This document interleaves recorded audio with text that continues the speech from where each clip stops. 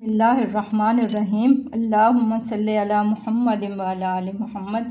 अस्सलामु अलैकुम। कैसे हैं सब बहन भाई? अल्लाह से उम्मीद है कि सब खैरियत से होंगे, खुश होंगे। आज आपको मैं आम का मीठा बनाना सिखा रही हूँ।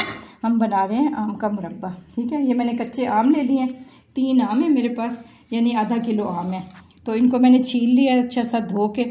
अब मैं इनके पीसेस करूँगी। आप अपने हिसाब से जिस तरह भी आपका दिल करता है आप कर सकते हैं। ठीक है, मैं इस तरह थोड़े लंबे पीसेस कर लेती हूँ। तो हम इसको बनाते हैं। वैसे तो ये बहुत ज़्यादा जो कच्चा आम होता है उसी के बनते हैं, लेकिन ये थोड़ा सा नरम है और ये येलो हो गया है, थोड़ा मीठा है। तो इसका फ़ायदा ये है कि इसमें चीनी कम डालनी पड़ेगी हमें और उबालना भी कम पड़ेगा। तो ये मैं सारे इसके पीसेस करके तो फिर आपको बताती हूँ कि हम इसका मुरब्बा कैसे बनाएंगे। ये देखिए, मैंने ये आम कट कर लिए बारीक बारीक। ये देखिए, इस मैंने इस शेप में किए हैं। आप किसी शेप में भी कर सकते हैं। और ये आम है थोड़ा पका हुआ, फुल पका हुआ नहीं है। वैसे तो कच्चे आम का मुरब्बा बनता है, इसका भी मज़े का बनता है। अब ये उबलते हुए पानी में मैं इसको डालूँगी। और ये ना, अब क्योंकि ये थोड़ा आम नरम है तो इसको ज़्यादा देर नहीं हमने उबालना, लेकिन उबालना ज़रूरी होता है। उबले बगैर इसका मुरब्बा सही नहीं बनता। बस इसको मैंने तकरीबन 2-1 मिनट उबालना है ताकि थोड़ा सा आम नरम हो जाए। और इसमें जो पानी होता है ना, ये निकालना ज़रूरी होता है। इस तरह फिर ना मुरब्बा ख़राब हो जाता है। चलो इसको मैं 2 मिनट के ये उबालती हूँ और फिर आपको बताती हूँ कि आगे हमने क्या करना है। ये देखिए, ये चाश को 2 से 3 मिनट हो गए पकते हुए। इसकी हमने तार नहीं बनानी, बस थोड़ा सा इसको वो करना है, चीनी पिघल जाएगी थोड़ा सा पका के। और ये आम जो मैंने बॉयल किए थे इसको मैंने छान लिया, पानी इनका फेंक दिया और ये मैंने इसमें डाल देना। ठीक है, अभी मैंने ये महफूज नहीं करनी, इसलिए मैंने इसके लिए ना चाश कम बनाई है।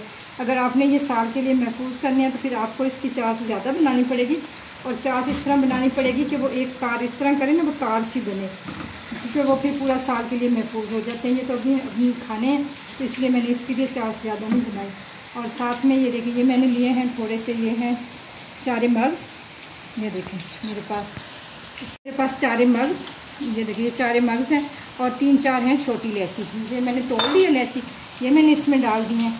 ठीक है, और ये मेरे पास, और ये है मेरे पास कोकोनट और बादाम। 10-12 बादाम मैंने भिगो दिए थे, उनको छील के मैंने बारीक काट लिया। ये देखिए, ये बादाम इसमें डाल दें। इसको हमने अब थोड़ी देर पकाना है तो नरम हो जाए। ठीक है, ये मैं आपको बार बार बता रही हूँ कि अगर आपने ये महफूज करना है साल के लिए तो फिर आप इस तरह करेंगे कि 1 किलो आम के लिए आपको चाहिए होगी आधा किलो चीनी। और आधा किलो चीनी को हम पकाएंगे 1 कप में, 1 कप पानी में। और इतनी देर पकाएंगे कि जब हम ऐसे चम्मच को ऊपर करें तो एक तार बने। और फिर उसमें हमने वो रख देंगे आम।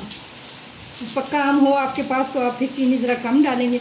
इसमें मैंने सिर्फ 2 चम्मच चीनी डाली है क्योंकि ये मीठा आम था। और इसको उबालना इतना है आम को कि आम थोड़ा हाथ लगाने से नरम हो जाए। ये देखिए, अब इसमें शीरा नहीं है क्योंकि ये अभी हमने 1-2 दिन, ये हफ्ता 15 दिन भी निकाल सकते हैं आराम से। तो आप ये देखें, इसको महफूज करके रख लें, अभी खाएं, बच्चों को दें।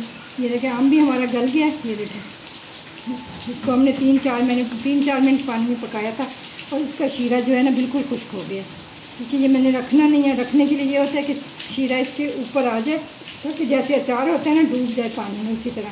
चलिए, ये हमारा आम का मुरब्बा रेडी हो गया। इसको हम निकालते हैं, डिश आउट करते हैं। और आप रखें अपना बहुत सारा ख्याल और मुझे दे इजाज़त। अल्लाह हाफिज़।